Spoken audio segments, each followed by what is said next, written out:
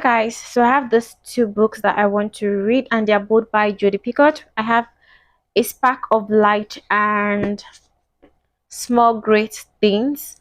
So I've read one of her books before, which is My Sister's Keeper, and I actually liked the book. It's not one of my favorite, and to be honest, I can't really remember like some certain things in the book, but at least I can still remember an idea of what the book was about.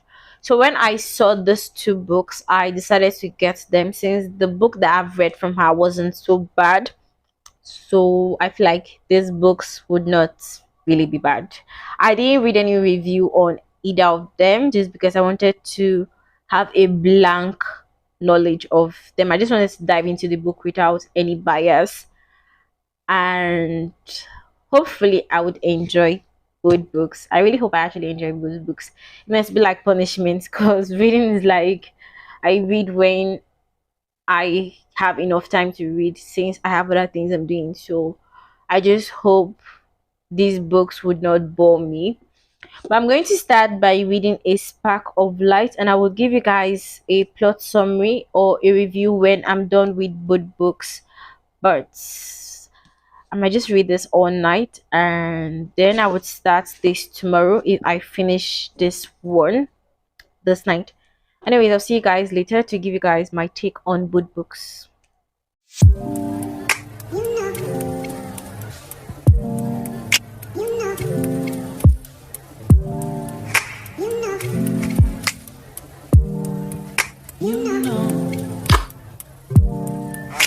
I begin to I begin to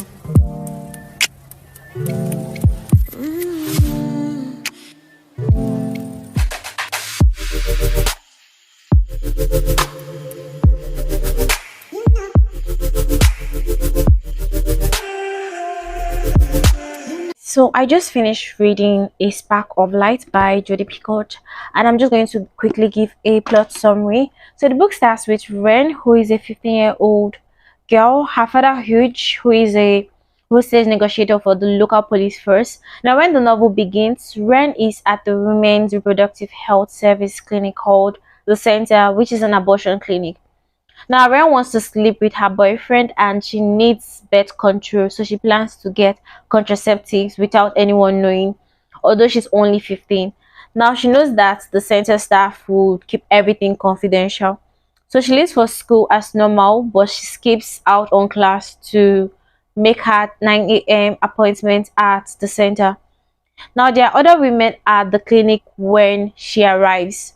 We have Joy, who is booked in for an abortion. Then we have Izzy, who is considering an abortion but worries that it's morally wrong. We also have Jenna, who doesn't disclose why she's there. Then we have a man called Louis who comes out to speak with Joy about the procedure. And then Ren realizes that she doesn't want to end up in the same situation one day. Meanwhile, Beth is a different scenario. Beth wakes up in the emergency room at the local hospital. Her father, George, is at her bedside and he phoned an ambulance after she passes out in the bathroom with excruciating pain and heavy bleeding.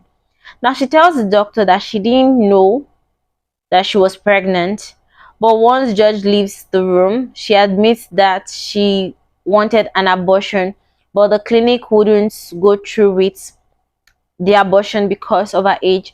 So she then approached a backstreet doctor for an illegal abortion. Now, when George hears this, he blames the clinic for Beth almost dying because of her abortion that she had. Now, back at the center, Ren is still waiting for her appointment. Her aunt shows up for moral support. Now, Jenny plans to create a protest inside the clinic because she doesn't believe in abortions, but she's still waiting for the right moment to start the protest. Now, Joy has already had her surgery, and Izzy isn't still sure that she can go through with her surgery, like having the abortion. Now, there's another woman called Olive who finds out that she has terminal cancer and she's struggling to take in the news. We also have George, who is armed with a gun, and he drives to the clinic and opens fire. He shoots a staff member and Bex, that is Ren's auntie that came with her for moral support. So Ren and Olive they go and hide into a closet, and Joy is stuck in recovery. And Izzy blocks the gunman from shooting the doctor. She tells him that she's pregnant, so if he shoots her, he's killing a baby.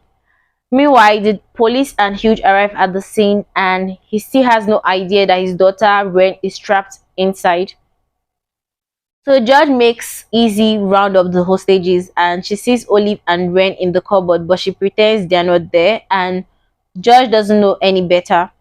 And Izzy prays that they just stay quiet and he doesn't see them. Now Ren wants to text her father Huge, but she's terrified that Judge will somehow hear her and shoot her and Olive that are both hiding.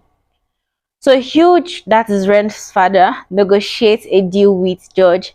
If he lets Bex go, that is Ren's auntie, he will put the SWAT team back from the scene. Judge agrees and releases Bex. Bex tells Huge about Ren, his daughter is inside. Now he realizes that his own daughter might die. In the meantime, Janine begs Josh to let her go because she's on his side. He knocks her unconscious and puts her in recovery with Joy. Now back at the hospital, police arrest Beth, that is the daughter of Judge. They assume that she knew about Judge's plan to hijack the clinic, and she claims that she didn't know anything about it, but she knows that they won't believe her. All she can hope is that Judge doesn't kill anyone because there will be no coming back from that. Meanwhile, Judge finds Olive and Ren hiding, and he makes them line up with the other hostages. Olive signals to J9 that she has a plan. If J9 trips Judge, then she can grab the gun and hold him hostage instead. Now J9 trips Judge, but the gun moves out of reach. Judge grabs it and aims it at Ren, and Olive shields Ren, taking the bullet because she knows she's dying anyway since she has cancer. Now Ren tells Judge that Huge is her father. Huge is the policeman, remember. Judge panics and aims the gun at Ren again. He lets the other hostages go in exchange for keeping Ren. Izzy decides to keep her baby and decides not to have the abortion. And Joy comes to terms with her own decision of having an abortion. Then I goes to the police station to tell them what happened. Finally, Judge lets Ren go. Just when her father thinks everything's over, Judge takes a shot at Ren. He misses and then Hugh shoots him, and the police takes the wounded Judge away. Ren tells Hugh that she's sorry for lying to him, and they go to the hospital to check on their Aunt Beth, and Oli's family mourns her death. So that's the basic summary of what the book is about. Now I try to summarize it in a way that you guys can understand because the book actually goes backward. So if you're reading it, you may not really understand the plot fully because the book is taking you backward. So you're in the present and it just goes back in time of what is happening before the hostage situation came about. Anyway, so that's just it. I'll read the last book.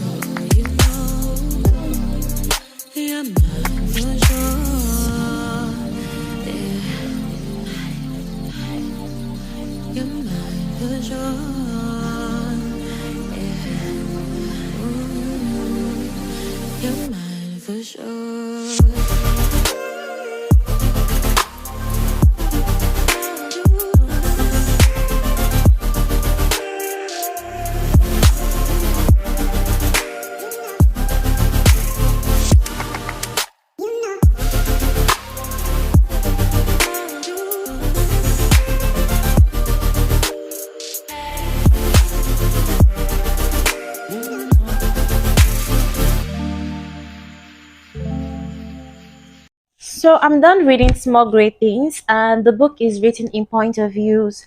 We have Ruth's point of view. Ruth is the black nurse that wasn't supposed to go near the baby. Then we have Tuck, the father of the baby that died. And then we have Kennedy, and she's Ruth's defender. Now Tuck was 11 when his brother Tanner is killed in a car crash. After the other driver involved in the accident is acquitted and the driver was a black man, Tuck's family falls apart. His parents got separated and his mom began to drink excessively. Tuck becomes angry and resentful about his brother's death and he's drawn into the white supremacy movement. A white power leader named Francis Mitchum reaches out to him and he falls in love with Francis' daughter, whose name is Brit. Now they get married and 2 years later they have a son, Davis, at the Mercy West Havens Hospital. Meanwhile, Ruth is the only black labor and delivery nurse at the hospital. Now, she was raised by a single mom who was a domestic servant for a wealthy white family. And as an adult, Ruth feels like she's a respected member of her mostly white community. Now, one October morning, Ruth is assigned to take care of Brit and Davis. Brit is Tuck's wife and the newly born child, Davis. But Tuck demands that she's not allowed to touch his son because she's black, and this angers Ruth.